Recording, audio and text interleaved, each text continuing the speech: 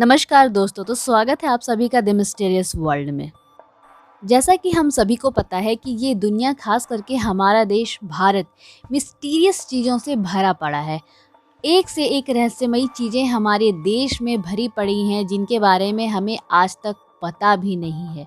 99% लोगों को इन रहस्यों के बारे में बिल्कुल भी कोई खबर नहीं है, कोई अंदाज़ा नहीं है कि ये चीज़ें कैसे हुई, क्यों हुई, कैसे ये हमारे देश में आए, कुछ भी नहीं पता।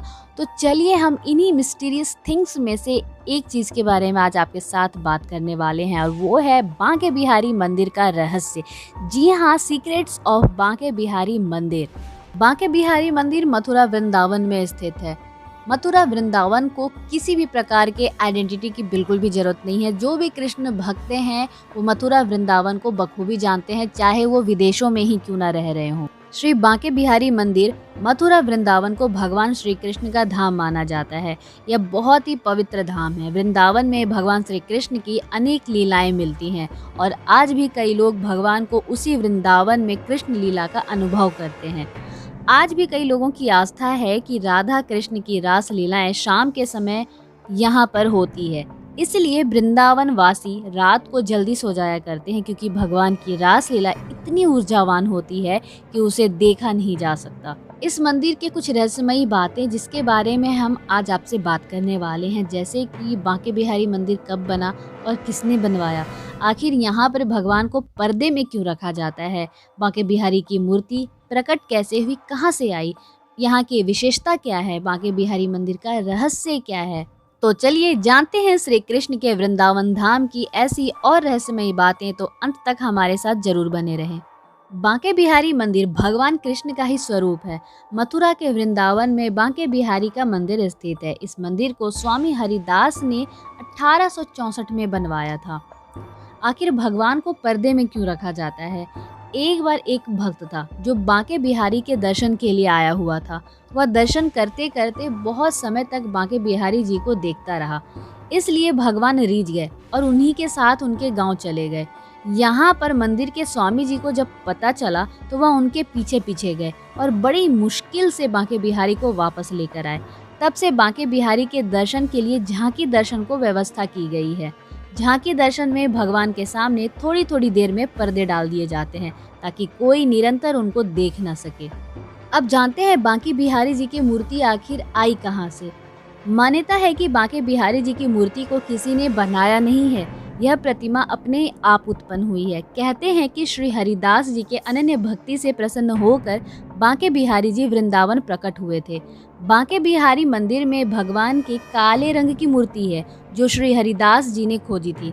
मान्यता है कि इस मूर्ति में राधा और कृष्ण दोनों की ही छवि है, इसलिए यहाँ पर आके जो भक्त दर्शन करते हैं उनका जीवन सफल हो जाता है। वृंदावन एक ऐसा स्थान है जहाँ भगवान कृष्ण की अनगिनत बाल लीलाएं हैं। यहाँ के लोग कहते हैं कि शाम के समय भगवान राधा और गोपियों के साथ आज भी रास लीलाएं रचते हैं, इसलिए शाम होने पर यहाँ कोई मनुष्य या पक्षी घर से बाहर नहीं निकलता।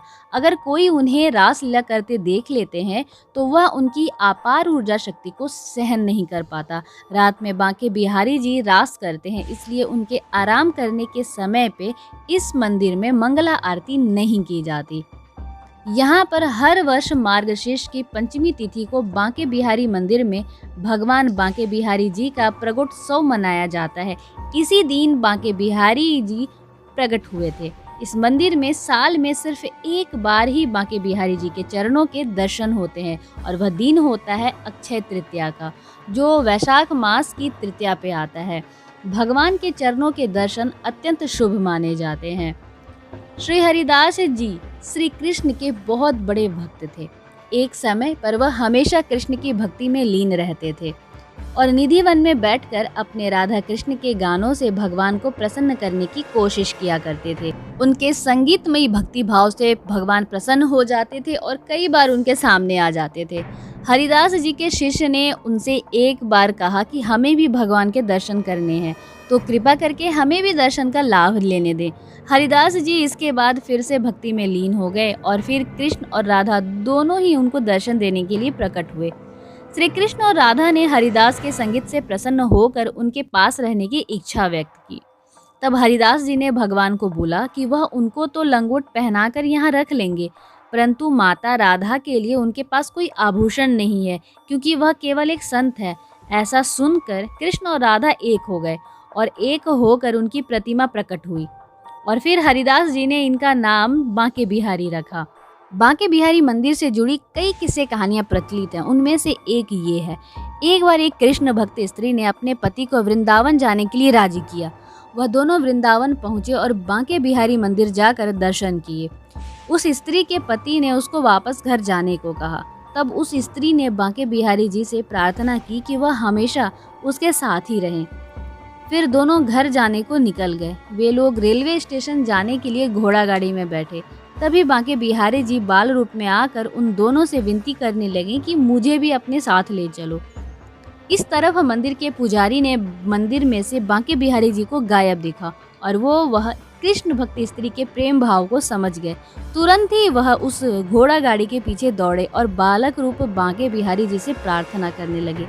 तभी वह बालक वहां से गायब हो गया और पुजारी वापस मंदिर में आकर लौटकर आए तो भगवान वहीं पर थे। फिर भगवान के दर्शन किए। ऐसी घटना होने से पति पत्नी ने संसार को त्याग दिया और बांके बिहारी जी की सेवा में अपने सारे जीवन को अर्पित कर दिया। ऐसे ही रहस्यमयी और रोचक तथ्यों को जानने के लिए हमारे साथ जुड़े रहें और हमारे चैनल को सब्सक्राइब करना बिल्कुल भी ना भूलें।